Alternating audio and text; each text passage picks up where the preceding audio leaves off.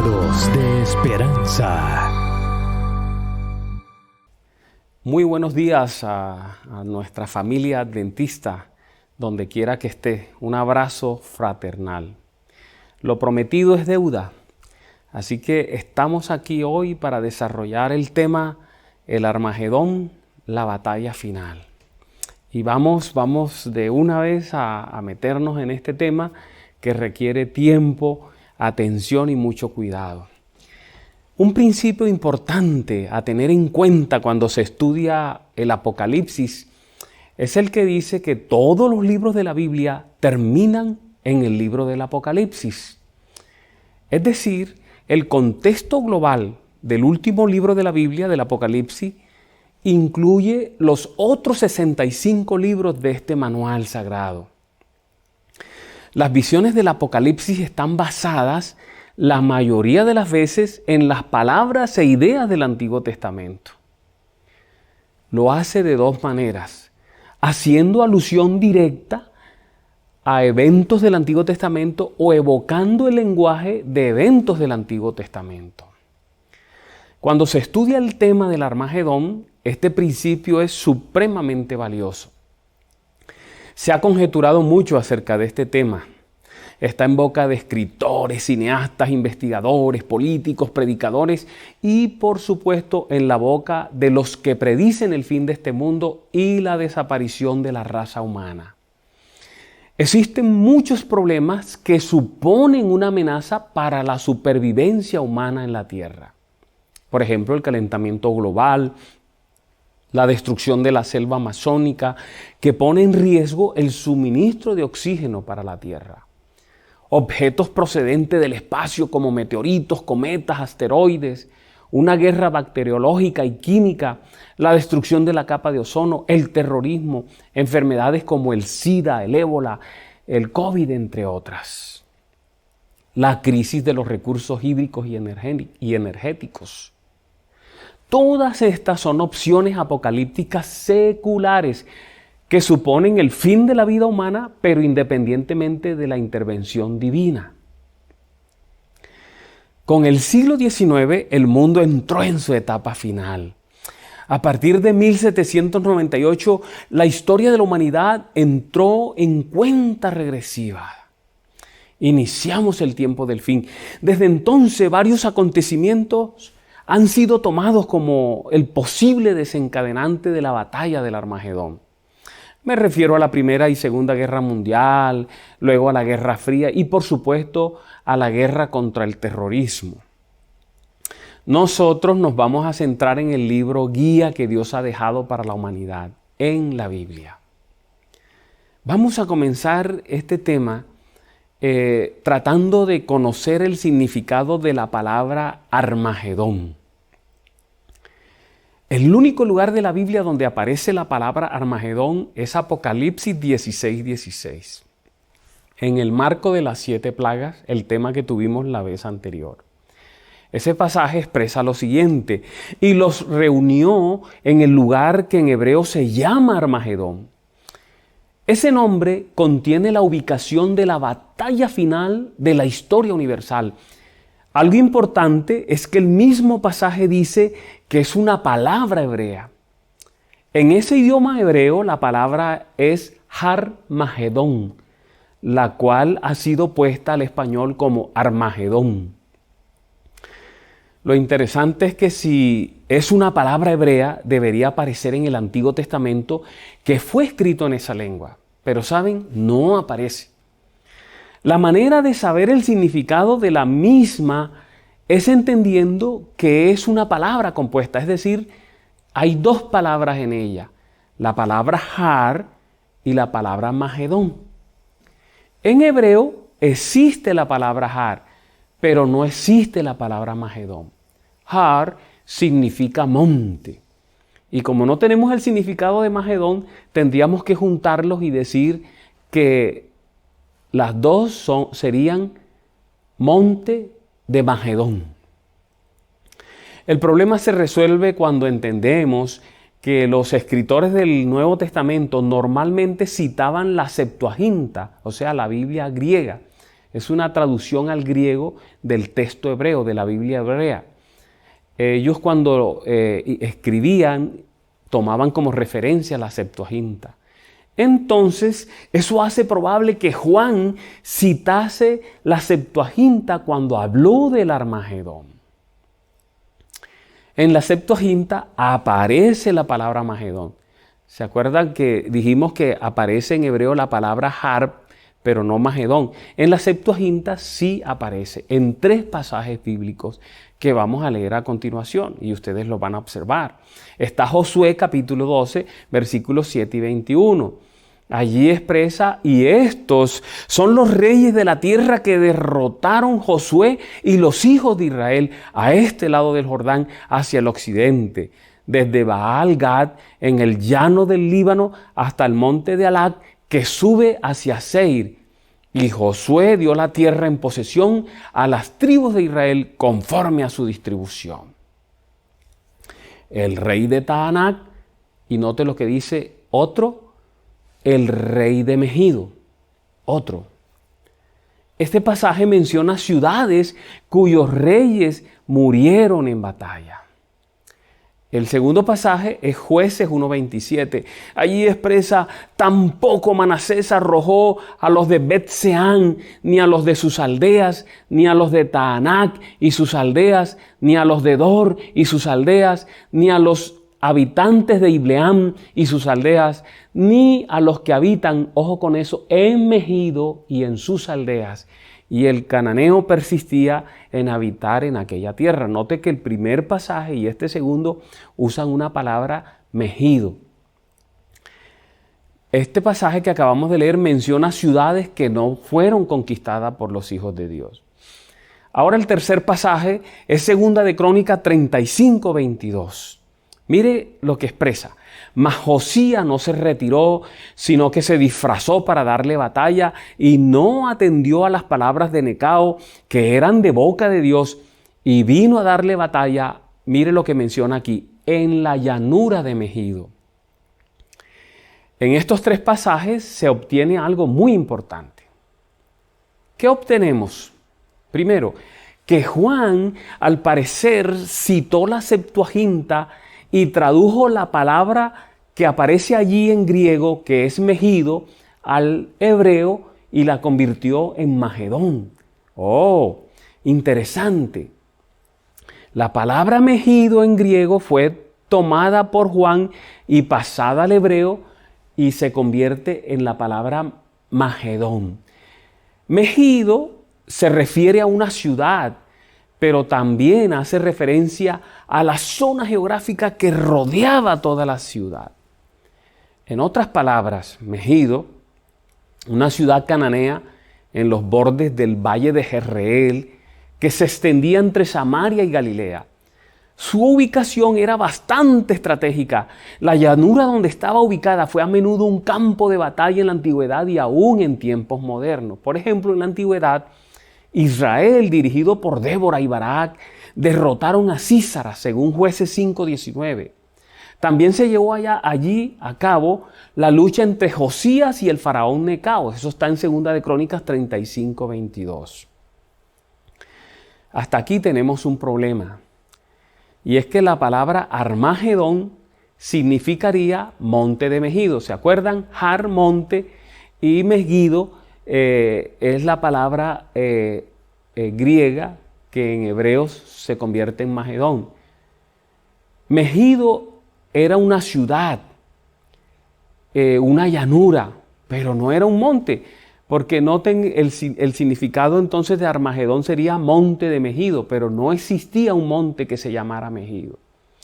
Para poder interpretar el significado de la palabra tenemos que hacer uso de la simbología que es muy utilizada en Daniel y también en las profecías de Apocalipsis. Los textos que revisamos arriba dejan claro que el nombre Megido no se limitaba solo a la ciudad que tenía ese nombre, sino que abarcaba la zona geográfica. Toda la zona geográfica de influencia de la ciudad era afectada por ese nombre Megido. Los antiguos la usaban para referirse a otras cosas que se ubicaban dentro de esa zona geográfica. Por ejemplo, leímos en uno de los textos anteriores, el tercer texto que leímos, donde aparece la palabra Megido, leímos una expresión que es aguas de Megido, valle de Megido, ¿recuerdan? Lo leímos. Las aguas de Megido que aparecen en otro pasaje hacen referencia al río Cisón, porque no había un río que se llamara Megido. Había un río que se llamaba Cisón, pero que estaba ubicado dentro de la zona geográfica. Mírenlo en Jueces capítulo 5, versículo 19. Allí expresa: vinieron reyes y pelearon. Entonces pelearon los reyes de Canaán en Taanac, mírelo, junto a las aguas de Megido, mas no llevaron ganancia alguna de dinero. Otro elemento que tenemos que mirar es referente a las ruinas de la ciudad. Esas ruinas están situadas en un promontorio y desde allí se divisa toda la llanura de Jezreel. Dado que la ciudad estaba situada al pie de una cadena montañosa, que es la cadena del Carmelo, y se puede deducir entonces que el monte de Megido, al que se refiere Juan, es una referencia que él hace al monte Carmelo. ¿Cómo así van a decir ustedes? Sí, la ciudad de Megido estaba al pie de la montaña, de la cadena montañosa del Carmelo. Así que, así como se dice el valle de Megido, no había un valle que se llamase Megido, era el valle de Jezreel. Pero cuando se referían al valle de Jezreel, que estaba en la zona geográfica de Megido, se le llamaba el valle de Megido.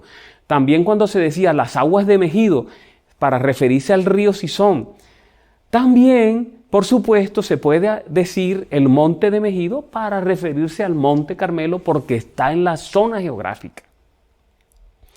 Esto nos muestra, mis apreciados amigos y hermanos, linda familia, que Juan, cuando está escribiendo en Apocalipsis, evoca los eventos que ocurrieron en el monte Carmelo. Es decir, cuando él habla de la batalla del Armagedón, está pensando en la confrontación que hubo en el pasado, en la antigüedad, entre Elías y los profetas de Baal. Una confrontación para demostrar quién representaba la verdad y al verdadero Dios. Para referirse a la batalla final entre el bien y el mal, relatada entre los capítulos 12 al 20 del Apocalipsis. Para hablar de la batalla del Armagedón, Juan piensa en la batalla, en la confrontación que hubo en el monte Carmelo. La palabra Armagedón entonces, monte de Megido. La batalla que hubo en el monte de Megido, que era el monte Carmelo. Vamos entonces a entrar a esa parte del tema. Vamos a mirar los acontecimientos ocurridos en el monte de Megido o en el monte Carmelo. El pueblo había decaído espiritualmente. Los gobernantes no temían a Dios e implementaban extrañas formas de culto. De esta manera, el pueblo se olvidó de Dios y se sumió en la idolatría.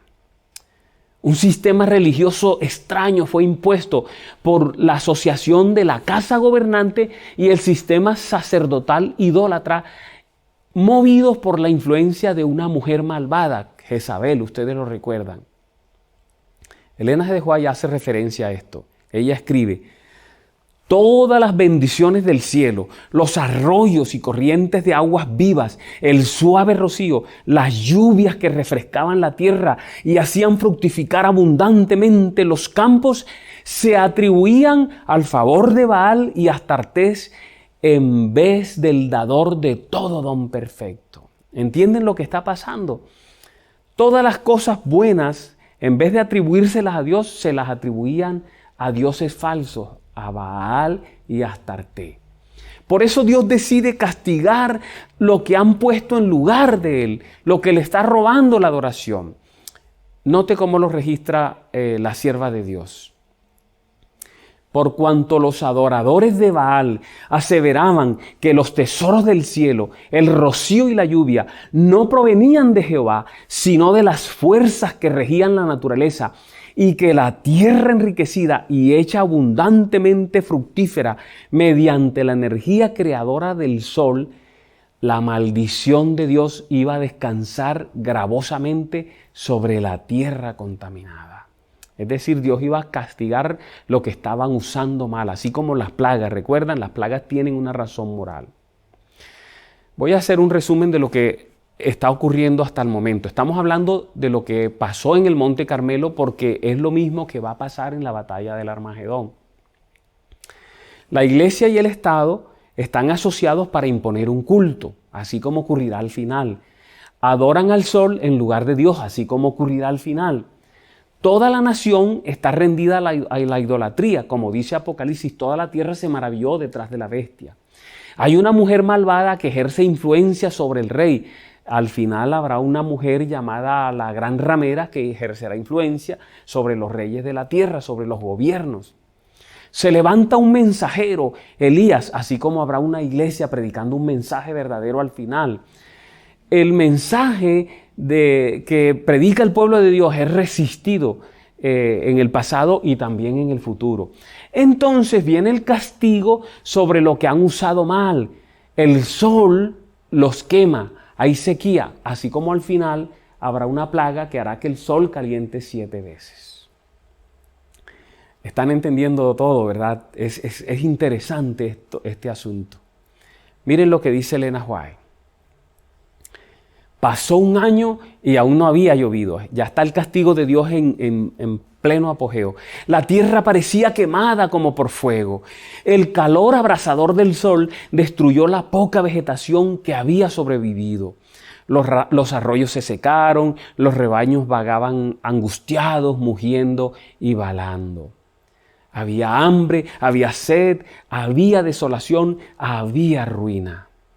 Pero a pesar de todo eso, se niegan a arrepentirse y buscan un culpable. Así como cuando hablamos de las plagas, caían las plagas y se negaban a arrepentirse.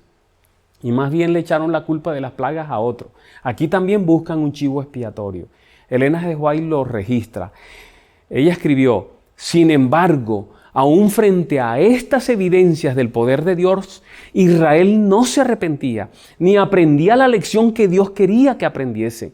No veía que el que había creado la naturaleza controla sus leyes y puede hacerlas instrumentos de bendición o de destrucción. Dominada por un corazón orgulloso y enamorada de su culto falso, la gente no quería humillarse bajo la poderosa mano de Dios y empezó a buscar alguna otra causa a la cual pudiese atribuir sus sufrimientos. Eso es Profetas y Reyes 91.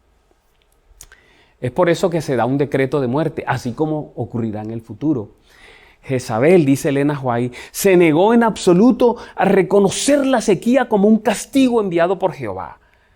Inexorable en su resolución de desafiar al Dios del cielo y acompañada en ello por casi todo Israel, denunció a Elías como causa de todos los sufrimientos. ¿No había testificado contra sus formas de culto? Sostenía que si se le pudiese eliminar, la ira de sus dioses quedaría apaciguada y terminarían las dificultades, parecido a lo que ocurrirá, un decreto de muerte que surgirá, recuerdan, en el futuro. De esa manera, hermanos y amigos, se inicia una persecución contra el mensajero de Dios, contra Elías en este caso. Así será en el futuro. Mire, la sierva de Dios lo escribe de esta manera, instado por la reina, note que es la mujer la que insta al rey, instada por la reina, Acab instituyó una búsqueda muy diligente para descubrir el escondite del profeta. Envió mensajeros a las naciones circundantes, cercanas y lejanas, para encontrar al hombre a quien odiaba y temía, y en su ansiedad, porque la búsqueda fuese tan cabal como se pudiese hacerla, exigió a esos reinos y naciones que jurasen que no conocían el paradero del profeta, pero la búsqueda fue en vano. El profeta estaba a salvo de la malicia del rey cuyos pecados habían traído sobre la tierra el castigo de un Dios ofendido. Así como cuando caigan las plagas, Dios castigará la maldad del mundo, la idolatría del mundo, pero le echarán la culpa al pueblo de Dios. En el pasado hubo muertes en medio del pueblo de Dios cuando se decretó por Acab la persecución, instigado por Jezabel, una mujer malvada. Así lo registra el don profético. Frustrada en sus esfuerzos contra Elías, Jezabel resolvió vengarse matando a todos los profetas de Jehová que había en Israel. No debía dejarse a uno solo con vida. La mujer enfurecida hizo morir a muchos hijos de Dios, pero no perecieron todos. En el futuro, antes que se cierre el tiempo de gracia, morirán algunos hijos de Dios. Después que se cierre el tiempo de gracia, ninguno morirá. Así que después de 3 años de sequía, Elías es enviado con un mensaje final. Note que aquí viene la confrontación. Miren, se encuentra frente a frente el profeta de Dios con el poder gobernante. Hay un choque, es una confrontación. Entonces Elías hace el pedido para que ocurra una confrontación final. Pide que traigan a los profetas para hacer una confrontación. Se encuentran allí en el monte Carmelo, en el monte de Megido, toda la nación, pero del lado de la apostasía. Está el poder gobernante, el rey. Están los ejércitos del gobierno, que son los que le dan la fuerza y el poder a ese gobierno malvado. Están los falsos profetas, el poder religioso de la época. Y se encuentra el Hijo de Dios, Elías, el pueblo de Dios, representando la verdad y representando al Dios. Hay algo interesante. ¿Por qué la confrontación fue en el monte de Megido o en el monte Carmelo? El sitio de esa convocación y el propósito de la convocación, Elena White lo deja ver en uno de sus escritos. Ella dice: Elías eligió esta elevación como el lugar más adecuado para que se manifestara el poder de Dios, y note, y se vindicase el honor de su nombre. La confrontación antigua en el monte Carmelo o monte de Megido fue para vindicar el honor de Dios. Hay algo interesante que también se va a repetir, y es la aparente indefensión del profeta. Es como si el profeta estuviera solo y todos contra él. Elena de White escribe: frente al rey Acab y a los falsos profetas, rodeado por las huestes congregadas de Israel, estaba Elías de pie, el único que se había presentado para vindicar el honor de Jehová. Aquel a quien todo el reino culpaba de su desgracia se encontraba ahora delante de ellos, aparentemente, aparentemente indefenso en presencia del monarca de Israel, de los profetas de Baal, los hombres de guerra y los millares que le rodeaban. Pero Elías no estaba solo. Alabado sea el nombre de Dios, hermanos. Sobre él y en derredor de él estaban las huestes del cielo que le protegían, ángeles excelsos en fortaleza. Cuando estudiamos las plagas, hablamos de lo mismo, que el pueblo de Dios en su salida, en su vida, estará protegido por los ángeles. ¿Qué está en juego en esta confrontación del Antiguo Testamento que sirve de modelo para la confrontación llamada Armagedón en el Nuevo Testamento? Miren, está en juego el honor de Dios, el honor de su profeta, de su iglesia en esa época. Está la verdad y el error enfrentados. Destacar el verdadero profeta, desenmascarar a los falsos, desenmascarar el error, mostrar la verdad. La sierva de Dios escribe algo interesante. Ella expresa: en el Carmelo, mientras Israel dudaba y vacilaba, la voz de Elías rompió de nuevo el silencio, diciendo: solo yo he quedado, profeta de Jehová, mas de los profetas de Baal hay 450 hombres. Dénsenos pues 2 bueyes y escójanse ellos el uno y córtenlo en pedazos y pónganlo sobre la leña, mas no pongan fuego debajo. Y yo aprestaré el otro buey y pondrélo sobre la leña y ningún fuego pondré debajo. Invocad luego vosotros en el nombre de vuestros dioses y yo invocaré en el nombre de Jehová, y el Dios que respondiere por fuego, ese sea Dios, ese sea Dios. Frente a esta confrontación, noten que es una confrontación espiritual, señores. No es una batalla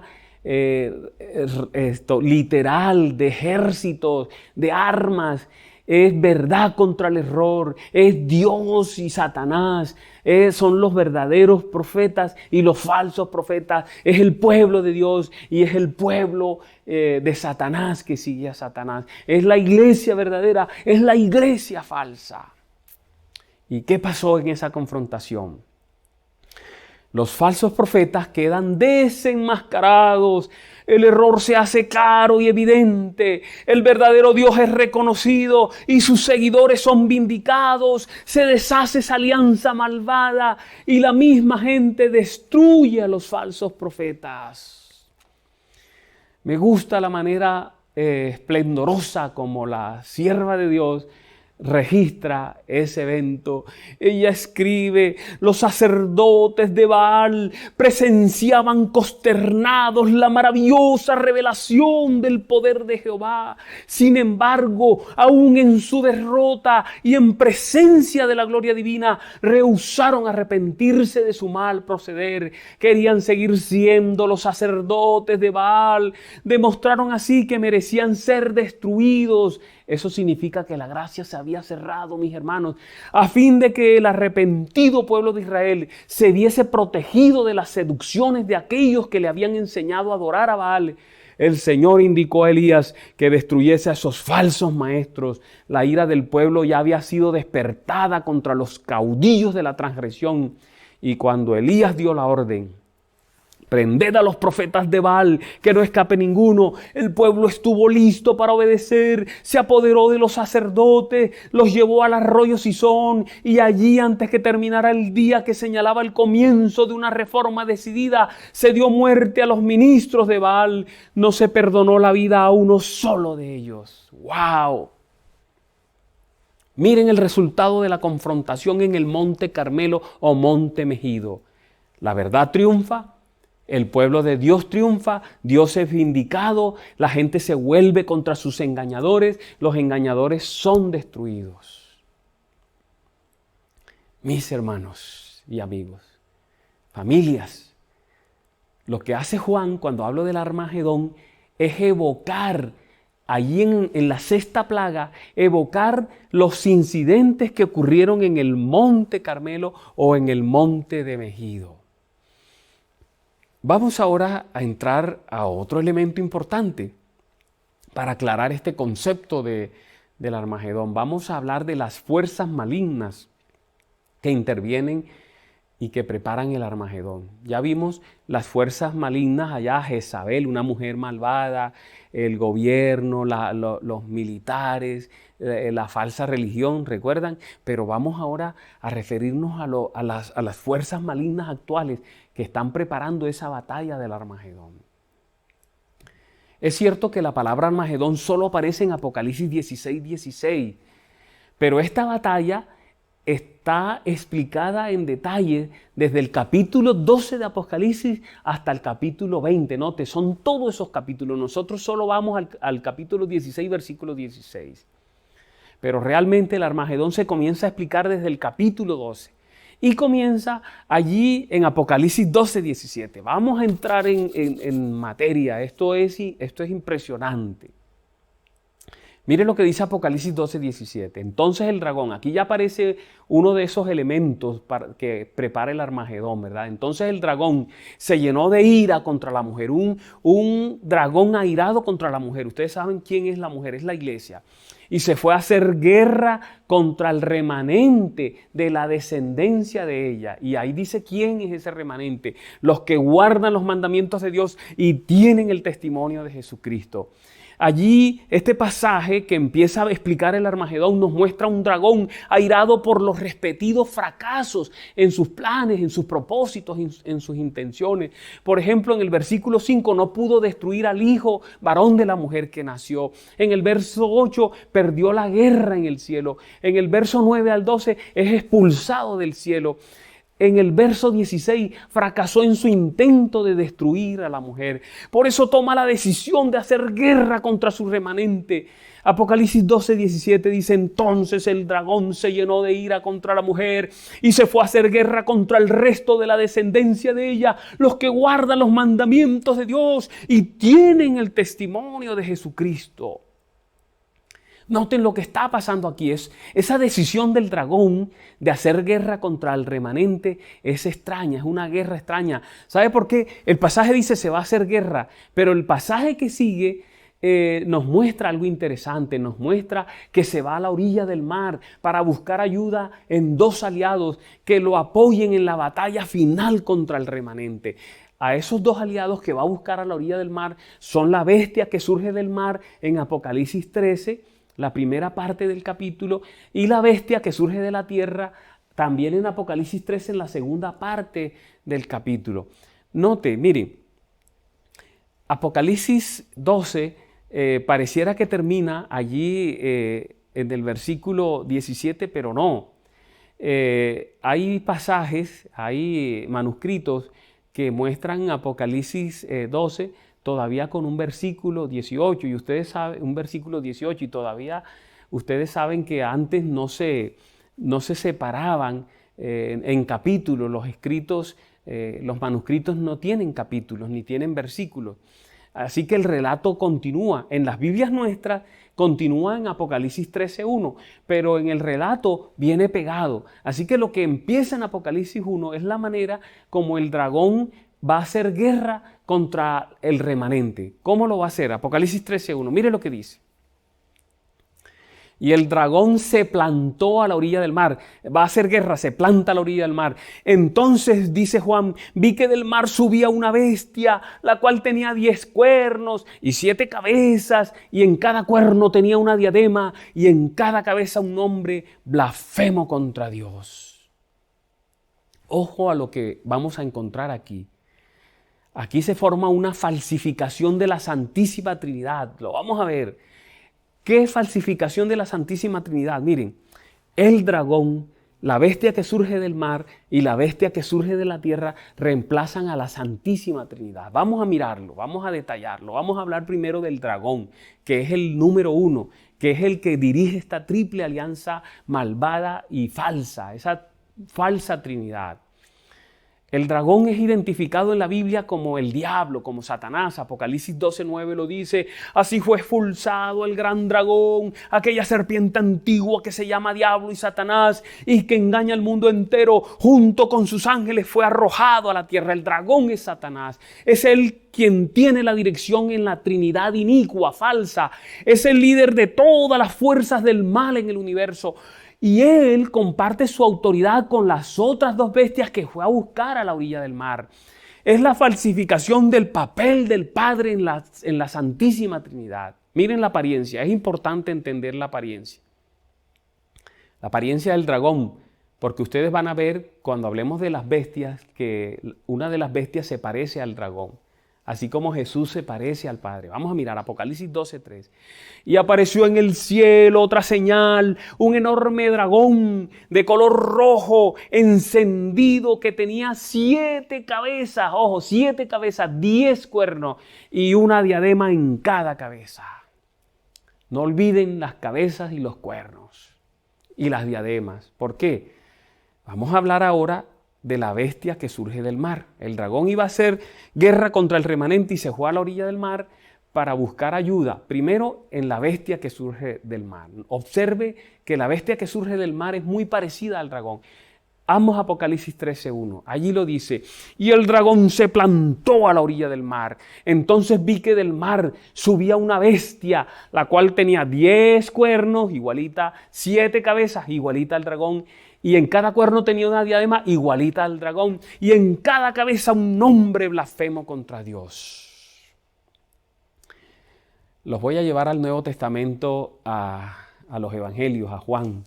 Porque ustedes deben recordar que Jesús dijo, Juan 14:9, el que me ha visto a mí, ha visto al Padre. O sea, el que me ve a mí, ve al Padre. O sea, yo me parezco al Padre. Por eso decía el Señor Jesús a Tomás, ¿cómo puedes decirme, muéstranos al Padre? El dragón es la falsificación de Dios el Padre. Elena G. White lo dice, lo vamos a ver más adelante.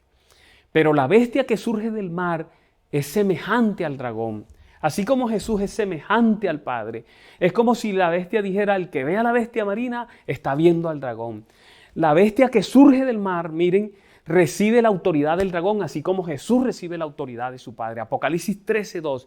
La bestia parecía un leopardo, pero tenía patas como de oso, fauces como de león. El dragón no te le confirió a la bestia su poder, su trono y su gran autoridad.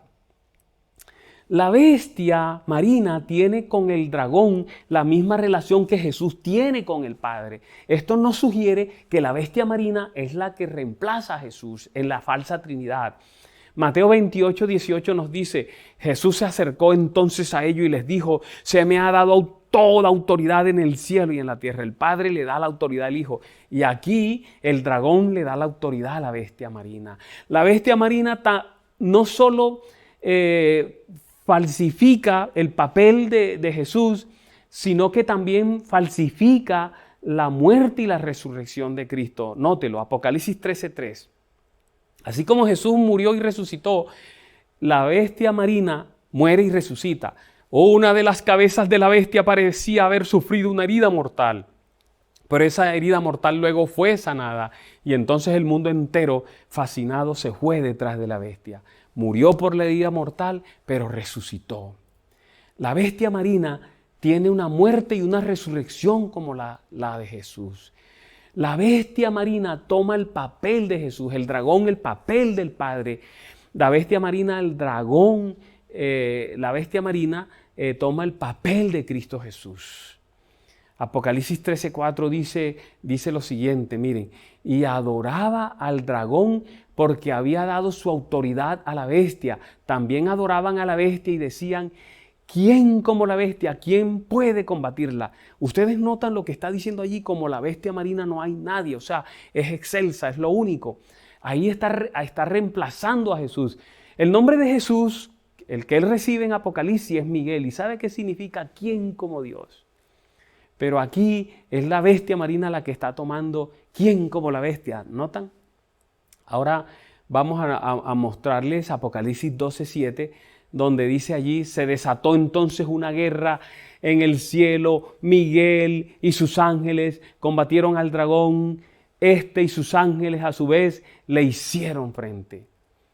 Los ángeles caídos acompañando al dragón que le hace confrontación a Miguel, que es el Señor Jesucristo.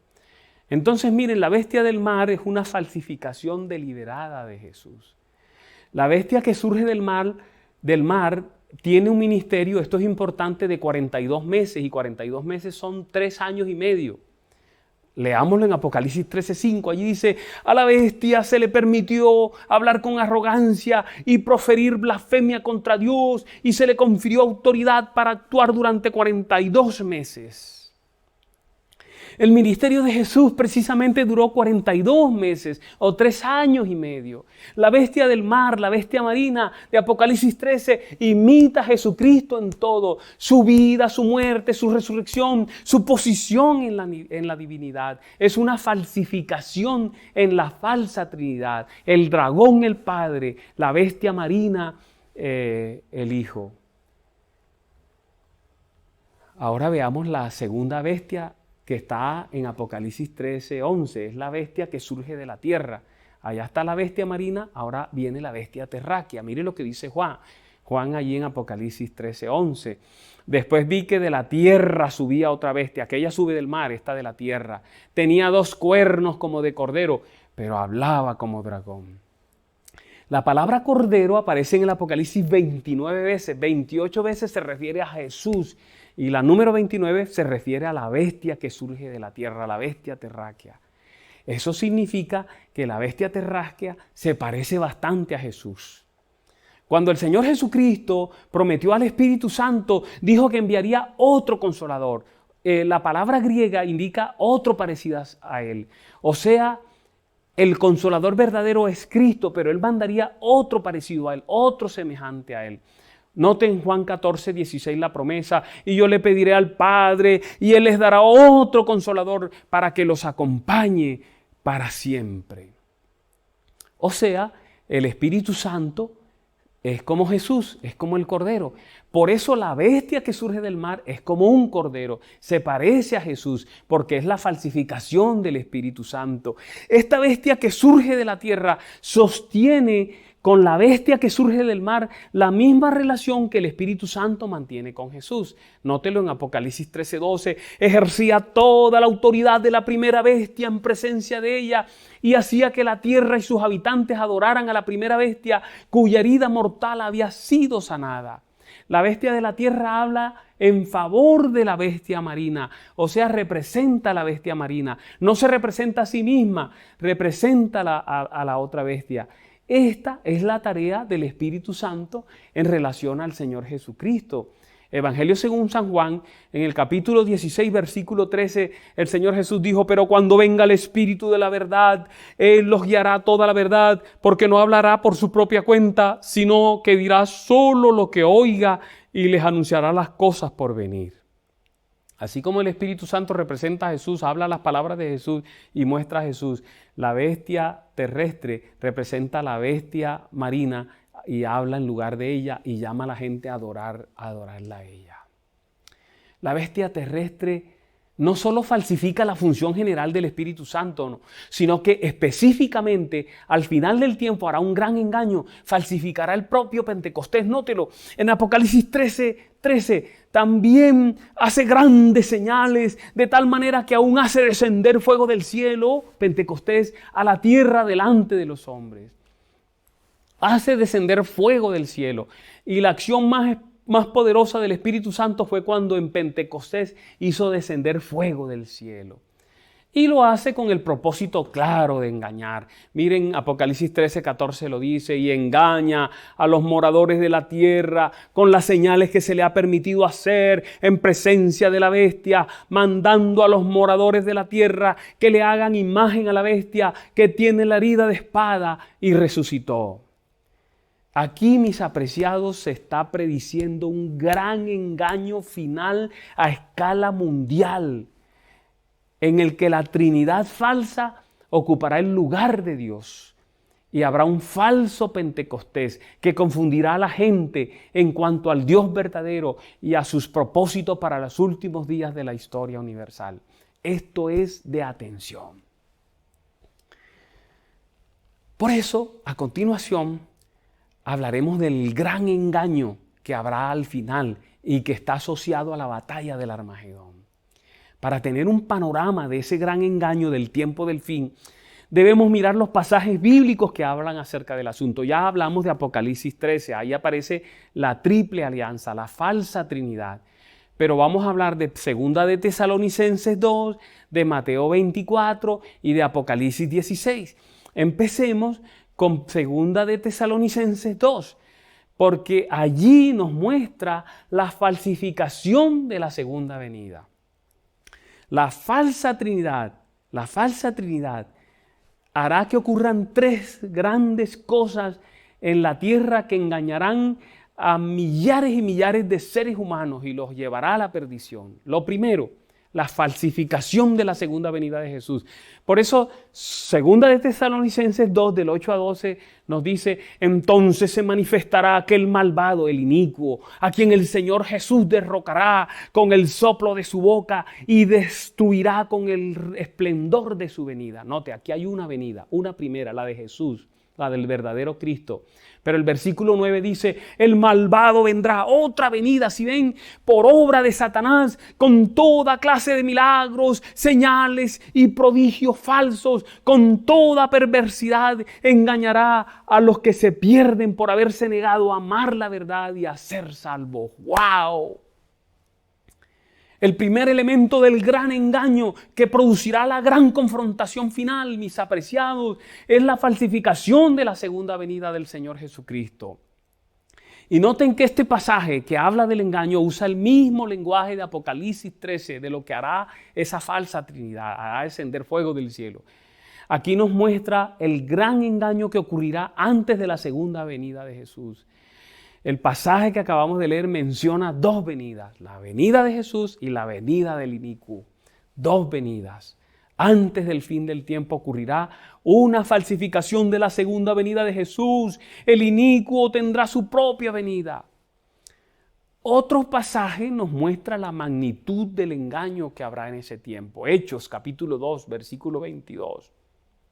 Allí dice: pueblo de Israel, escuchad esto. Jesús de Nazaret fue un hombre acreditado por Dios ante vosotros, note, con milagros, señales y prodigios, los cuales realizó Dios entre vosotros por medio de él, como bien sabéis. Si notan ustedes, este pasaje describe el ministerio terrenal de Jesús, pero esas cosas que él hará, ese ministerio, son las mismas palabras para describir la acción del inicuo cuando falsifique la segunda venida de Jesús. Falsificará la obra de Jesús completamente. Satanás falsificará el ministerio terrenal de Jesús inmediatamente antes del fin de todas las cosas. En segundo lugar, primero, falsificará la segunda venida. En segundo lugar, vamos a ver el otro pasaje, Mateo 24, 24 al 27. Allí nos muestra el surgimiento de un falso profeta. Mire cómo lo expresa la palabra. Porque surgirán falsos cristos y falsos profetas que harán grandes señales y milagros para engañar, hacer posible aún a los elegidos. Y entonces dice allí: tened en cuenta que os lo he dicho de antemano. Si ven la advertencia, no se dejen engañar. No se dejen engañar en el gran intento de Satanás de engañar a la mayor parte de los escogidos y de la humanidad. En esa confrontación, que será una confrontación de verdades, no os dejéis engañar. Estad abiertos, alertas, abiertos los ojos, abierto el corazón, preparada la vida. Ahí nuevamente se utiliza el mismo lenguaje de los dos textos que leímos anteriormente. Hasta aquí hemos dicho, hermanos, que la bestia marina es un falso Mesías y que la bestia terrestre es un falso profeta. Saben, hoy en el mundo existe una enseñanza en las iglesias evangélicas que va a ayudar para que el gran engaño final afecte a mucha gente. Me refiero a la enseñanza de las dos venidas. Ellos enseñan una primera venida secreta en la que Jesús hace un rapto secreto, ¿verdad? Quita secretamente a los cristianos de la tierra, y otra venida 7 años después de manera visible para establecer su reino sobre la tierra. Los evangélicos enseñan que habrá dos venidas, y sí habrá dos venidas, solo que habrá una falsa y una verdadera. Quienes enseñan las dos serán engañados, por supuesto. La verdadera será visible, será audible, será gloriosa, no será secreta, como dice la santa palabra de Dios. Dos elementos hemos visto del gran engaño: la falsificación de la segunda venida y el surgimiento de un falso profeta. En tercer lugar, y el tercer texto, Apocalipsis 16, 13 al 16, que nos muestra el engaño final, el gran engaño final. Habrá un falso evangelio, hermanos, habrá falsificación del mensaje, habrá falsa predicación. Note lo que dice Apocalipsis 16: y vi salir de la boca del dragón, Satanás, de la boca de la bestia, la bestia marina que falsifica a Jesús, y de la boca del falso profeta, 3 espíritus malignos que parecían ranas, y allí dice: son espíritus de demonios que hacen señales milagrosas y que salen a reunir a los reyes del mundo entero para la batalla del gran día del Dios Todopoderoso. Si ven, para la batalla del Armagedón. Pero ahí hay una advertencia. El versículo 15 dice: cuidado, vengo como un ladrón. Pero expresa: dichoso el que se mantenga despierto, con los ojos abiertos, la mente abierta, el corazón abierto, conservando su ropa, la ropa de la justificación de Cristo, no sea que ande desnudo y pase vergüenza por su desnudez. Tremenda advertencia, no me la esperaba. En medio del lenguaje del Armagedón está la advertencia que se le hace a la Odisea. ¿Se dan cuenta? Son las mismas palabras, es el mismo llamado, es la misma advertencia que Dios hace a la Odisea. Y entonces sigue el versículo 16: los espíritus de los demonios reunieron a los reyes en el lugar que en hebreo se llama Armagedón. ¡Wow! Yo creo que ustedes entienden lo que está pasando, ¿verdad? Lo que va a ocurrir, lo que nos espera. Una triple alianza, una falsificación de la divinidad, un Padre falso, un Jesús falso, un Espíritu Santo falso, que harán y que tendrán un mensaje falso, ¿verdad? Esa triple alianza malvada, el dragón que es Satanás, la bestia, que es la bestia que surgía del mar, el falso profeta, que es la bestia que surgía de la tierra. Es eso lo que nosotros vemos allí, esa triple alianza que nos afectará completamente a todos. Esta triple alianza inicua hará que de la boca de ellos surjan 3 espíritus inmundos, como dice el pasaje, a manera de rana. Este lenguaje, ojo con esto, hermanos, presten atención a esto. Este lenguaje tiene que ver con las plagas que cayeron en el antiguo Egipto, cuando Moisés y Aarón fueron delante de Faraón para pedir la liberación del pueblo de Dios, para impresionar a Faraón a obedecer la orden divina. Ellos hicieron varias señales milagrosas. Ustedes la recuerdan, el cayado de Moisés se convirtió en serpiente, el agua del Nilo se convirtió en sangre, surgieron muchas ranas, ¿lo recuerdan? Pero también recuerdan que los magos al servicio de Faraón imitaron cada una de esas señales, de esos milagros, y eso hizo que se endureciera el corazón de Faraón. Esta oposición retrasó los planes de Dios para liberar a su pueblo. Pero sí hay algo maravilloso, y es que la plaga de las ranas fue la última que los magos del Faraón pudieron imitar. Las ranas fueron el último engaño antes de la salida, antes de la liberación. Así que en la gran confrontación del Armagedón aparecen también las ranas para indicar ese pasaje que será el último gran engaño que habrá sobre la tierra, porque todo terminará, porque la liberación está cerca, porque el Hijo de Dios viene por su pueblo. ¿Quiénes son esos espíritus inmundos a manera de rana? Apocalipsis 16:14 dice que son espíritus de demonio. Vamos a leer el pasaje para que ustedes noten. Son espíritus de demonio que hacen señales milagrosas y que salen a reunir a los reyes del mundo entero para la batalla del gran día del Dios Todopoderoso. Predicando un mensaje falso, salen a buscar a los reyes de la tierra, a la gente de la tierra. Sabemos que los demonios son los ángeles malos, los ángeles caídos. Estas ranas entonces son los homólogos demoníacos de los 3 ángeles buenos que aparecen en Apocalipsis 14:6. Los 2 grupos tienen una misión para llevar a cabo en el mundo entero. Por ejemplo, los ángeles buenos, los de Dios, el mensaje de los 3 ángeles, ¿recuerdan? De Apocalipsis 14:6. Luego vi otro ángel que volaba en medio del cielo y que llevaba el evangelio eterno para anunciarlo a los que viven en la tierra, toda nación, lengua y pueblo. Estos invitan al mundo a adorar a Dios, a reconocerlo como creador, a guardar el sábado, a prepararse para la hora del juicio, a obedecerlo. Pero hay una falsificación satánica, otros 3 ángeles, pero son espíritus de demonio. Lo dice Apocalipsis 16:14. Son espíritus de demonio que hacen señales milagrosas y que salen a reunir a los reyes del mundo entero para la batalla del gran día del Dios Todopoderoso. Invitan al mundo a adorar a la Trinidad impía. Al final, hermanos, será una lucha de Trinidad contra Trinidad, de 3 ángeles contra 3 ángeles. Habrá falsificación de la divinidad, falso evangelio, falsificación de la segunda venida. Todo esto nos impresiona a nosotros. Será una batalla entre 2 sistemas de verdad. Uno parecerá establecido científicamente, mientras que el otro será respaldado por la palabra de Dios. El mundo del futuro será un mundo lleno de personas que confían en los 5 sentidos, experimentarán milagros, señales y prodigios concebidos para convencer a todos para que acepten una falsificación del Dios verdadero. Pero ¿cuál? ¿Cuál es el propósito del gran engaño? Ya lo van a ver. Existen en el mundo 3 grandes grupos de personas en el tiempo final.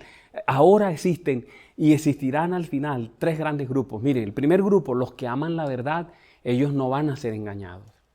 En segundo lugar, el otro grupo, las personas que odian la verdad. Y el tercer grupo, las personas que no odian ni aman la verdad, son neutrales. Ese tercer grupo es el más grande, viven en la indecisión, no saben qué decisión tomar, no saben para dónde ir. El gran engaño escatológico obligará a tomar una decisión a la mayor parte de la gente de ese tercer grupo, aunque también algunas personas de los otros dos grupos tomarán decisión en favor de la alianza satánica, de la triple alianza satánica, de la falsa Trinidad. Seguir neutrales ya no será una opción válida. Todos tendremos que tomar una decisión y terminar en uno de los dos bandos. La sierva de Dios, Elena White, escribe algo muy interesante. Mire lo que ella dice. El acto capital que coronará el gran drama del engaño será que el mismo Satanás, se dará por el Cristo. Hace mucho que la iglesia profesa esperar el advenimiento del Salvador como consumación de sus esperanzas. Pues bien, el gran engañador simulará que Cristo habrá venido. En varias partes de la tierra, Satanás se manifestará a los hombres como ser majestuoso, de un brillo deslumbrador, parecido a la descripción que del Hijo de Dios da San Juan en el Apocalipsis. La gloria que le rodee superará cuanto hayan visto los ojos de los mortales. Y note cómo será engañada la gente. El grito de triunfo repercutirá por los aires. Cristo ha venido, Cristo ha venido, Cristo ha venido. Surtirá efecto el gran engaño. Elena White es clara diciéndote en qué va a consistir ese gran engaño. Ella dice: está cercano el tiempo en que Satanás hará milagros para confirmar en la gente la creencia de que Él es Dios. ¿Notan eso? ¿Notan? Todo el pueblo de Dios debe permanecer ahora en la plataforma de la verdad, tal como se presenta en el mensaje del tercer ángel. Todos los cuadros agradables, todos los milagros hechos se presentarán para que, si es posible, sean engañados aún los escogidos. La única esperanza para cualquiera es mantener con firmeza las evidencias que han confirmado la verdad en justicia. Pero hay una buena noticia, no tema. Elena White escribe: solo los que hayan estudiado diligentemente las Escrituras y hayan recibido el amor de la verdad en sus corazones serán protegidos de los poderosos engaños que cautivarán el mundo.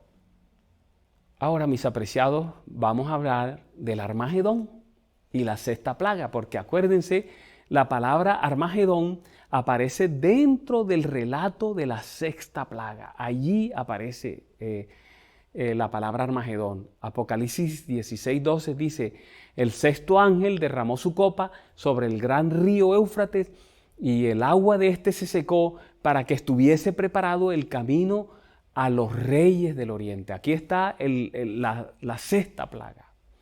Y la sexta plaga consiste en el secamiento del río Éufrates. Y este acto prepara el camino para los reyes del oriente, de acuerdo a lo que dice Apocalipsis. Es bueno hacer historia. El río Éufrates tenía una característica en la antigüedad. Pasaba por en medio del mismo centro de Babilonia, que era la capital de un viejo imperio. Ustedes lo recuerdan, ¿verdad? La Babilonia de Nabucodonosor. Entraba por debajo de las murallas, cruzaba la ciudad y salía por debajo de las murallas. Vamos a establecer lo que significa el río Éufrates en este texto. Es simbólico porque estamos hablando del futuro. Veamos entonces el significado del río Éufrates en el texto. El mismo libro explica con claridad el significado del río Éufrates en el texto. Note lo siguiente, vamos a ver una serie de pasajes importantes, no pierda el hilo. Apocalipsis 17:1 expresa allí: uno de los 7 ángeles, uno de los que echó las plagas, ¿verdad? Uno de los 7 ángeles que tenían las 7 copas, que son las copas de las plagas, se me acercó a Juan y le dijo: ven y te mostraré el castigo. Mire quién aparece aquí, de la gran prostituta o de la gran ramera. Y note la característica de esta mujer, que está sentada sobre muchas aguas.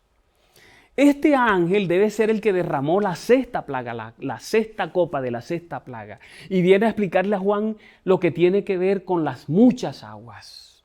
¿Qué significan esas muchas aguas sobre las cuales está sentada la gran ramera? ¿Se acuerdan al comienzo, el principio que les dije que todos los libros del Antiguo Testamento terminan en el Apocalipsis? A veces por una evocación o por un llamado directo. Este concepto de las muchas aguas viene del Antiguo Testamento. Aquí está un pasaje, miren, Jeremías 51, 12 al 13, dice: levantad el estandarte contra los muros de Babilonia. Ya ven, ahí está Babilonia. Reforzad la guardia, poned centinelas, preparad la emboscada. Y mire lo que dice: el Señor cumplirá su propósito, cumplirá su decreto. ¿Contra quién? Contra los babilonios. ¿Y cómo lo va a cumplir? Tú que habitas junto a muchas aguas y eres rica en tesoros, ha llegado al final de tu existencia. Eso ocurrió con la Babilonia real, con la Babilonia literal, con la Babilonia de la historia. Estaba sentada la Babilonia antigua, la ciudad sobre muchas aguas. Ustedes saben, las muchas aguas de la Babilonia antigua era el río Éufrates. Así que la gran prostituta sentada sobre muchas aguas es Babilonia. Y la Biblia lo identifica. Apocalipsis 17, 4 al 5 dice: la mujer, ojo, la mujer estaba vestida de púrpura y escarlata. Esos son colores sacerdotales para hablar que es un movimiento religioso, adornada con oro, piedras preciosas y perlas. Y noten, tenía en la mano una copa de oro llena de abominaciones. Es un cáliz sacramental, es un lenguaje religioso para mostrar, lenguaje del santuario, que se trata de un poder religioso. Y dice: y de las inmundicias de sus adulterios, y en la frente llevaba escrito un nombre misterioso. Mire, aquí muestra quién es la gran ramera o la gran prostituta, la gran Babilonia, madre de las prostitutas y de las abominaciones idolátricas de la tierra. La gran ramera es Babilonia. La gran ciudad ubicada al lado y lado del río Éufrates, está sentada sobre muchas aguas. Eso nos muestra que las muchas aguas se refieren al río Éufrates. Ahora debemos mirar qué simboliza el Éufrates. Apocalipsis 17:15 nos dice: además el ángel me dijo al mismo Juan: las aguas que has visto, donde está sentada la prostituta y que es la misma Babilonia, son pueblos, multitudes, naciones y lenguas. En esta plaga, que es la sexta plaga, allí en Apocalipsis el río Éufrates representa a los poderes civiles, a los poderes seculares del mundo entero, todas las naciones, toda la raza, todos los grupos étnicos y todos los grupos lingüísticos. Representa a las fuerzas políticas y militares del mundo que le darán su apoyo a la Babilonia escatológica, a ese movimiento religioso que vendrá en el futuro y que dominará la mente de los seres humanos. Pero ¿qué significa el secamiento del Éufrates? Entre los capítulos 16 al 18 se hace alusión a la caída de la antigua Babilonia. Se usa ese lenguaje del Antiguo Testamento para ilustrar la caída de ese movimiento religioso, de ese poder religioso llamado Babilonia del futuro, de la escatología. Vamos a mirar algunas menciones en el Antiguo Testamento, cómo se usa la figura de la Babilonia real del Antiguo Testamento para simbolizar a la Babilonia. Babilonia significa confusión, a la confusión religiosa, que confundirá a muchos, que engañará a muchos. Vamos a ver qué dice el Antiguo Testamento. Jeremías 50, 33 en adelante. Dice: el Señor Todopoderoso, Israel y Judá son pueblos oprimidos. Eso dice Dios. Sus enemigos los tienen apresados. O sea, el pueblo de Dios está apresado. No los dejan en libertad.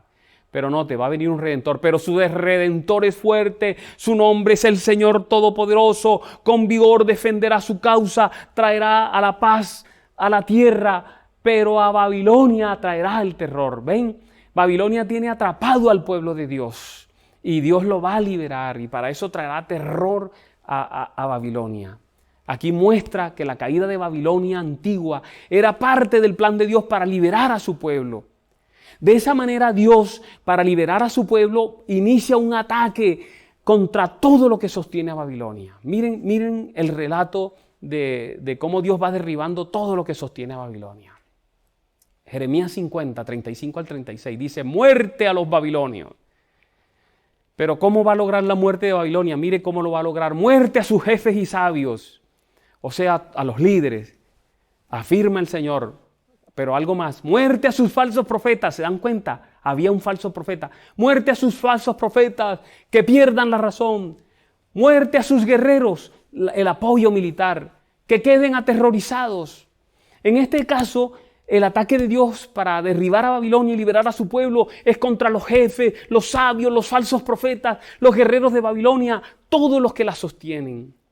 Y hay algo más, miren, Jeremías 50:37, muerte a sus caballos y carros, muerte a sus mercenarios, que se vuelvan como mujeres, muerte a sus tesoros, que sean saqueados. Ahí nos muestra que será un ataque contra los recursos que le dan la fuerza a Babilonia, los recursos militares y los recursos financieros. Pero hay algo más.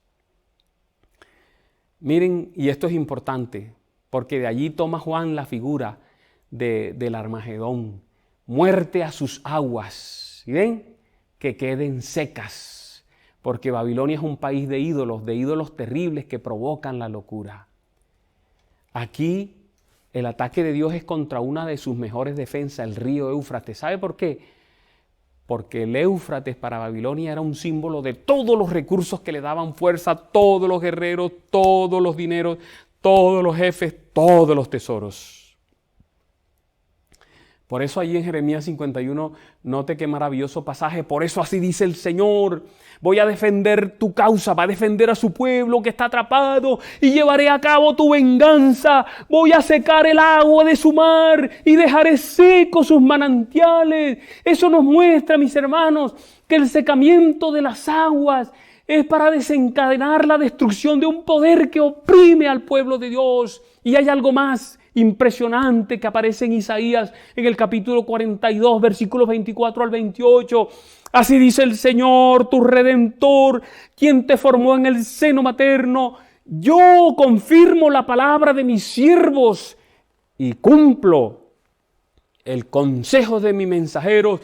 Yo digo que Jerusalén será habitada, que los pueblos de Judá serán reconstruidos y que restauraré sus ruinas. Yo mando que se seque lo profundo del mar y ordeno que se sequen sus corrientes. Y note quién será el libertador. Yo afirmo que Ciro es mi pastor y dará cumplimiento a mis deseos. Dispondrá que Jerusalén sea reconstruida y que se repongan los cimientos del templo. Alabado sea el nombre de Dios. Mire qué profecía tan impresionante. Fue dada 150 años antes de que se cumpliera. 150 años antes Isaías profetiza la caída de Babilonia, profetiza la venida de Ciro, que vendría del oriente, los reyes del oriente. Y dice que las puertas estarían abiertas en Babilonia, que su pueblo entonces sería libertado, sería reconstruido. ¡Wow! Miren Isaías 45:1. Noten qué pasaje tan maravilloso. Así dice el Señor a Ciro. Y mire la palabra que usa para referirse a él. Su Mesías, su ungido, a quien tomó de la mano derecha para someter a su dominio las naciones y despojar de su armadura a los reyes, para abrir a su paso las puertas y dejar abiertas las entradas. Ciro, el rey de Medo y Persia, junto con Darío, vinieron del oriente. Ellos eran los reyes del oriente en la antigüedad. Vinieron con sus ejércitos como Dios lo mandó 150 años antes. Secaron el río Éufrates que entraba por debajo de la muralla. Lo desviaron a una laguna y se metieron a Babilonia. Y las puertas no estaban cerradas. Y entonces se tomaron a Babilonia, la destruyeron. Y después Ciro le dio la libertad al pueblo de Dios. ¡Wow! ¿Qué representa eso? El río Éufrates. Hermanos, hoy, hablando de la Babilonia de hoy, la Babilonia, ese poder religioso que hará una alianza, que utilizará el espiritismo para engañar al mundo y a los reyes de la tierra. El río Éufrates hoy representa los poderes civiles y seculares del mundo entero, representa a las fuerzas militares de la nación y a los políticos del mundo que van a apoyar esa triple alianza satánica, a la falsa trinidad que se opone contra Dios y contra su pueblo. Lo recuerdan, los mencioné cuando hablé de las grandes fuerzas que preparan el Armagedón, el dragón que es Satanás, la bestia que es el poder religioso dominante y un falso profeta que es Estados Unidos con todas las religiones dominicales, el protestantismo apóstata. El secamiento del que habla Juan en la sexta plaga se refiere a que los gobernantes, los políticos, multitudes de todas las naciones, cuando se dan cuenta, recuerden en las 7 plagas, cuando cae la quinta plaga, que es oscuridad sobre el trono de la bestia y en todos los lugares de dominio de la bestia, cuando ellos se den cuenta que Dios está condenando a esa gran Babilonia que ellos apoyan, les retirarán el apoyo que habrían brindado hasta el momento. Por el contrario, al sentirse engañados, volverán todas sus fuerzas contra ellas. Eso lo dice Apocalipsis 17, 16. Ese pasaje dice, y los 10 cuernos, hablando de 10 naciones, que viste en la bestia, estos aborrecerán a la ramera y la dejarán desolada y desnuda y devorarán sus carnes y la quemarán con fuego. ¡Wow! ¿Sí ven? Habrá en algún momento de la historia de la humanidad futura 10 naciones que se unirán para brindarle el apoyo total a ese poder religioso y con sus ejércitos y todo su poder político le brindarán apoyo y todo su poder financiero. Pero cuando caiga la quinta plaga, que no sabemos qué es, ahí dice que una oscuridad, pero tiene que ser algo que hace ver que la gente se dé cuenta que han sido engañados por una coalición religiosa que está diciendo mentira y entonces le quitarán el apoyo. Pero bueno, allí dice que cuando se seca, recuerdan, en la plaga sexta, se seca el río Éufrates, entonces vienen los reyes del oriente. Algunas Biblias dicen los reyes del sol naciente, que el sol sale por el oriente. Hay un pasaje de la Biblia que nos muestra que el oriente es el lugar de Dios. Vamos a ver quiénes son esos reyes del oriente. Es más, el pasaje dice que el sol naciente es Cristo.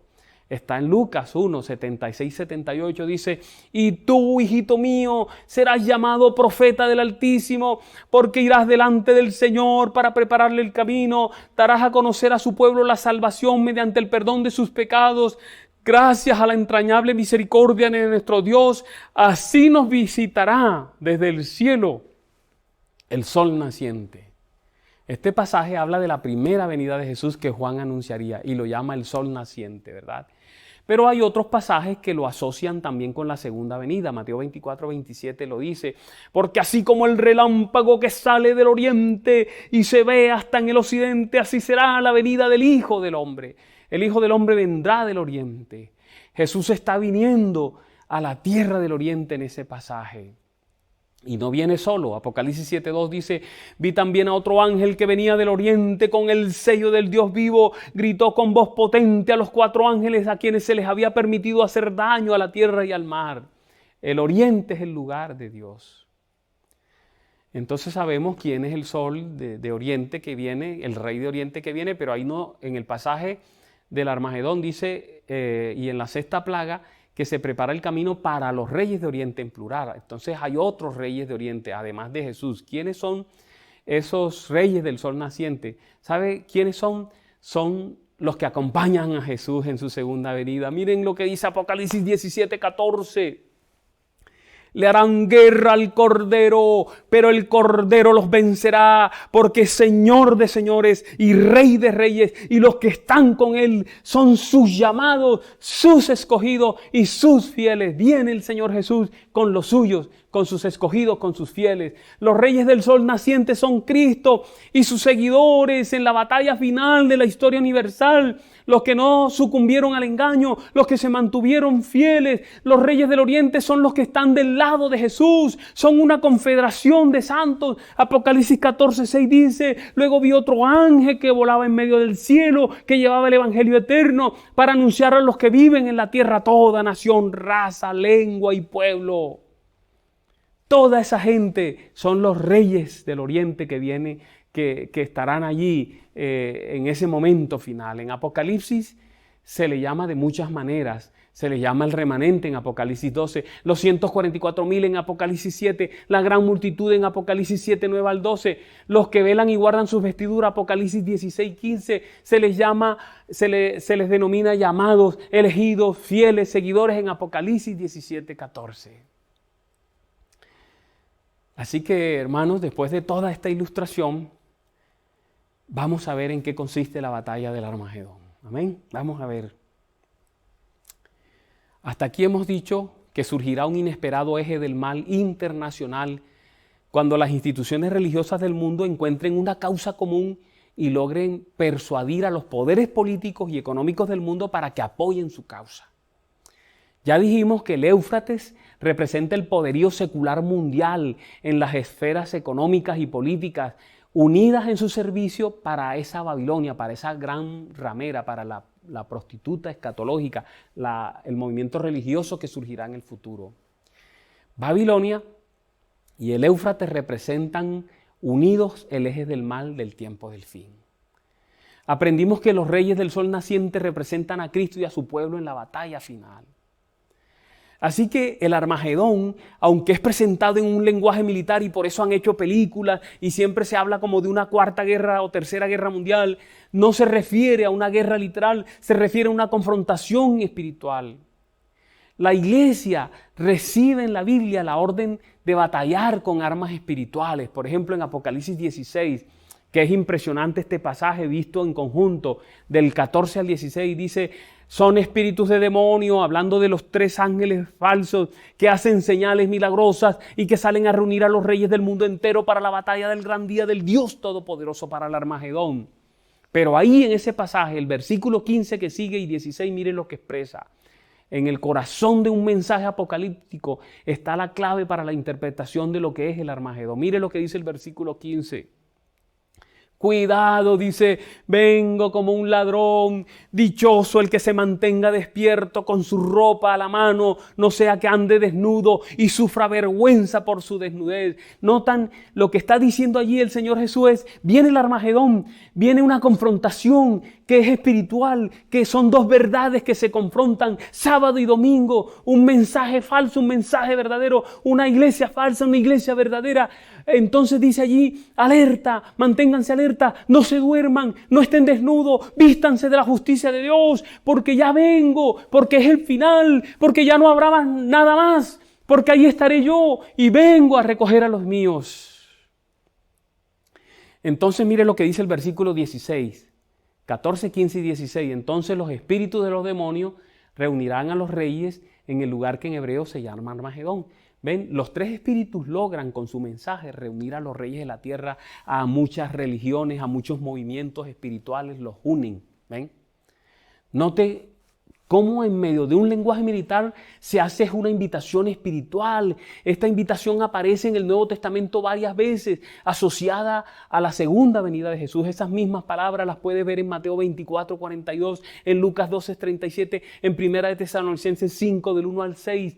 Es una advertencia a no dejarnos engañar por los grandes engaños que surgirán, falsificación de la segunda venida, un reavivamiento espiritual falso, ¿verdad? El descenso de fuego del cielo, un falso Pentecostés. La batalla del Armagedón, hermanos y amigos, es una lucha por la mente de los seres humanos, por la mente de esos 3 grupos que mencionamos. Recuerdan, los que aman la verdad, los que la odian, los que ni la aman ni la odian. Es el intento de Dios ya por lograr la mayor cantidad de hijos suyos, y es el intento de Satanás para lograr engañar a la mayor cantidad de personas. El papel de los justos, entonces, en el conflicto final, es mantenerse espiritualmente despiertos, tuyo y mío. Ese es nuestro papel, porque no sabemos cuándo vendrá nuestro Señor. El Armagedón tiene que ver con la proclamación final del Evangelio en el contexto de los grandes engaños y de las grandes persecuciones del tiempo del fin. Y la tarea del pueblo de Dios, la tarea del remanente durante la batalla final de la historia universal, es mantenerse en alerta en lo que tiene que ver con sus actitudes, sus pensamientos, su comportamiento. Permanecer fieles frente al engaño, a la presión, a la persecución. Se armarán 3 grandes confederaciones, hermanos, al final de la historia del mundo. Cuando esto ocurra, alerta, póngase alerta. La primera confederación es la de los santos. Cuando se predique el fuerte clamor, entonces los fieles hijos de Dios del remanente, los fieles hijos de Dios que vendrán de las diferentes confesiones religiosas, los que vienen del grupo de indiferentes que tomarán su decisión con el fuerte clamor, esa gran confederación religiosa de Dios. pero habrá una confederación política en la cual los poderes civiles y seculares harán una unión social, secular, militar y política para dominar el mundo al final de la historia. Es una especie de Naciones Unidas, algo parecido a las Naciones Unidas que le brindará apoyo a la Confederación Religiosa Mundial. La Confederación Religiosa Mundial, llamada Babilonia, un conglomerado de religiones, personas e instituciones religiosas que se unen contra el Señor y contra su pueblo. Incluye instituciones religiosas no cristianas más importantes que son dominicales, instituciones religiosas cristianas y otras no cristianas. En el capítulo 16 y 17 del libro de Apocalipsis nos lleva adelante a la batalla espiritual más decisiva de todos los tiempos, la batalla del Armagedón. Es una lucha por la mente, ya lo dijimos. Hasta este momento la mayoría de los habitantes de la tierra no se han comprometido con ninguno de los bandos en esa polarización religiosa mundial. Aunque quienes presentan el Evangelio parecen débiles, despreciables, como Elías allá en el Monte Carmelo, que parecía solo, en términos humanos aparecerá la iglesia de la misma manera, pero Dios dará poder a su proclamación. ¿Se acuerdan de Apocalipsis 18, donde el Espíritu Santo viene, el fuerte clamor, a ayudar al pueblo de Dios? Y se predica un mensaje fuerte: salgan de ella, pueblo mío, para que no sean cómplices de sus pecados, ni los alcance ninguna de sus plagas. Un mensaje poderoso. Y con ese mensaje poderoso habrá muchos en Babilonia que responderán y vendrán a formar parte del pueblo de Dios. Por lo tanto, en ese momento final de tomas de decisiones, Babilonia perderá muchísima gente. Pero a pesar de tener tantas deserciones, la Trinidad impía tiene mucho poder. La elocuencia persuasiva de las tres ranas, junto con el espiritismo, cuya tarea consiste en reunir a las naciones, los actos espectaculares y engañosos del falso Monte Carmelo, ¿verdad? Un falso reavivamiento, la falsificación de la segunda venida de Jesús. Y cuando todo esto le fracase, entonces vendrá la amenaza y la coerción para que todos adoren lo que ellos dicen que hay que adorar. La lucha será hombro a hombro entre las dos confederaciones religiosas, tratando de atraer a los no comprometidos. Por un lado, los tres ángeles de Apocalipsis 14 y por el otro, los tres espíritus inmundos a manera de rana de Apocalipsis 16. Quienes reciban el mensaje de los tres ángeles se ponen de parte de Dios y de la verdad. Quienes aceptan el mensaje de la rana se unen a Babilonia y reciben la marca de la bestia. El siguiente paso es que cuando se acerca a la hora final, se une la confederación de religiones falsas con las confederaciones de naciones y políticas. Y el resultado es una unidad de todas las instituciones públicas, nacionales, políticas, religiosas. En esto jugará papel importante el espiritismo, la ecología. ¿Saben por qué? Porque las tres primeras plagas causarán un desastre mundial que será interpretado como juicio de Dios sobre la tierra. Quien no acepte las imposiciones de la autoridad global, secular y religiosa será visto como una amenaza, por lo cual se le señalará y se le destinará para la destrucción, como se hizo en el pasado con Elías. No se le permitirá comprar o vender. Habrá sanciones económicas y laborales para los rebeldes y tendrán que enfrentar un decreto de muerte como lo enfrentó Elías. Entonces los 10 cuernos darán su autoridad a la bestia y juntos le hacen la guerra al Cordero y a quienes están con él. Apocalipsis 17:12 menciona: los 10 cuernos que has visto son 10 reyes que todavía no han comenzado a reinar, pero que por una hora recibirán autoridad como reyes junto con la bestia. Estos tienen un mismo propósito, que es poner su poder y autoridad a disposición de la bestia. Le harán guerra al Cordero, pero el Cordero los vencerá, porque es Señor de señores y Rey de reyes, y los que están con Él son sus llamados, sus escogidos y sus fieles. Alabado sea el nombre de Dios, la victoria de la verdad. Entonces, mis apreciados hermanos, Dios comienza a obrar, se elimina toda restricción para que sean soltados los 4 vientos sobre la tierra y el mundo entrará en un caos total. Se termina el tiempo de gracia, no de manera arbitraria, sino porque ya cada quien ha hecho su elección escuchando a los 3 ángeles de Dios o a los 3 espíritus inmundos a manera de rana. Cada quien se afirma en su elección y entonces el pueblo de Dios es sellado. Y a continuación, las potencias religiosas y políticas del mundo dirigen un ataque final contra el remanente utilizando todo su poderío, con un decreto de muerte. Y es cuando Dios interviene a favor de los santos. Retira su consentimiento a esa unidad mundial del poderío satánico, deseca el río Éufrates, sembrando desconfianza y enemistad entre la confederación política y la confederación religiosa. De esa manera las potencias que se oponen al pueblo de Dios se fragmentan. La unidad política llega a odiar a Babilonia más que al mismo remanente. Las fuerzas policiales retiran su apoyo a Babilonia y se levantan contra ella. Los habitantes del mundo se dan cuenta que han sido engañados y se van contra Babilonia. Cuando Babilonia queda desenmascarada como un fraude espiritual, los mismos poderes de los que dependía para extender su esfera de influencia espiritual la aniquilan. Apocalipsis 17:16 lo dice. Este pasaje expresa: los 10 cuernos y las bestias que has visto le cobrarán odio a la prostituta, causarán su ruina y la dejarán desnuda, devorarán su cuerpo y la destruirán con fuego. Las diversas entidades religiosas que componen Babilonia en el tiempo del fin entonces se separan, cada una coge por su camino. Una vez que su engaño es desenmascarado, cada quien se va por su camino. La unidad total del mal universal se va abajo rápidamente, se resquebraja. Entonces se inicia la segunda venida de Jesús. En esta fase del conflicto final perece cuanto queda de la Trinidad impía y de la confederación política o secular.